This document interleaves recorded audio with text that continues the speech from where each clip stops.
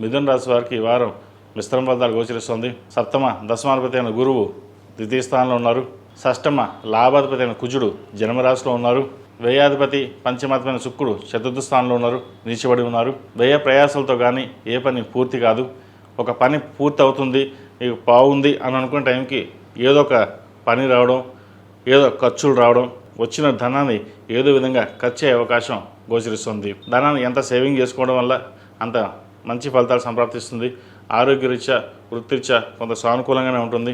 భాగ్యంలో రాహు వీరికి అంత అనుకూలంగా లేదు. దశమ స్థానంలో శని కొంతవరకు అనుకూలంగా ఉంది, వృత్తికారకుడు. అయితే ప్రభుత్వ రంగంలో ఉన్న వారికి కొంత చికాకులు అనేవి తప్పవు. వస్తున్న ఉద్యోగం లేదా ప్రమోషన్ కొంచెం ఆలస్యం అవ్వడం, పై అధికారుల వల్ల ఇబ్బందులు ఉండే అవకాశం లేకపోలేదు.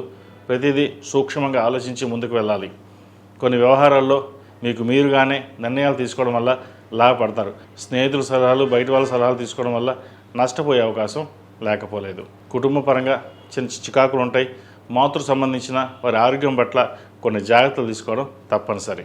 ఈ రాశిలో జన్మించిన విద్యార్థులు సానుకూల పరిస్థితులు గోచరిస్తుంది.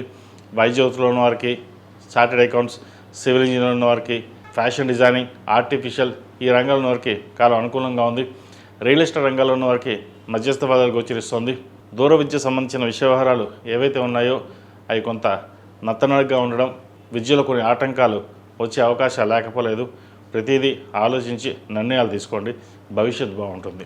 ఈ రాశిలో జన్మించిన స్త్రీలకు చాలా వరకు అనుకూలంగా అని చెప్పచ్చు. ఏదైనా సరే మీరు ఆలోచించి తీసుకున్న నిర్ణయాలు ఏవైతే ఉన్నాయో అవి లాభపడతాయి. అయితే ధనపరంగా అధికంగా ఖర్చు ఉండే అవకాశం గోచరిస్తుంది.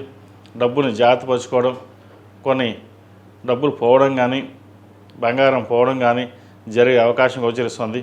వాటి విషయంలో చాలా వరకు జాగ్రత్త వహించడం చెప్పదగింది. ఇటు వృత్తి ఉద్యోగాల పరంగా సానుకూలంగానే ఉంటుంది. వ్యాపార పరంగా కూడా మీరు అనుకున్నది సాధించగలుగుతారు. ఏది ఎంత సాధించినప్పటికీ ఖర్చుల మటుకి ఎంత తగ్గిద్దామన్నా అది మన చేతిలో లేకుండా పోతుంది. వాటి విషయంలో మటుకి మీకు మీరుగానే నిర్ణయాలు తీసుకోవడం వల్ల లాభపడతారు. గడిచిన కొన్ని వారాల కంటే కూడా ఈ వారం వీరికి మధ్యస్థ ఫలితాలు గోచరిస్తుంది. కొన్ని విషయాల్లో జాగ్రత్త తీసుకోవడం చెప్పదగిన సూచన. ఈ రాశిలో జన్మించిన వారికి కలిసి వచ్చే సంఖ్య 6, కలిసి వచ్చే రంగు ఎల్లో. ఏదైనా పని మీద బయటికి వెళ్ళినప్పుడు గురువారం కానీ శనివారం అడిగిన వెళ్ళండి, మంచి ఫలితాలు సంప్రాప్తిస్తాయి. ఈ రాశి వారు ప్రతిరోజు ప్రతినిత్యం ఓం నమో నారాయణ ఒత్తులతోటి దీపారాయణ చేయడం, అదేవిధంగా దక్షిణామూర్తి స్తోత్రాన్ని ఎక్కువగా పఠించడం, దక్షిణామూర్తి రూపు మెడలో వేసుకోవడం చెప్పదగిన సూచన.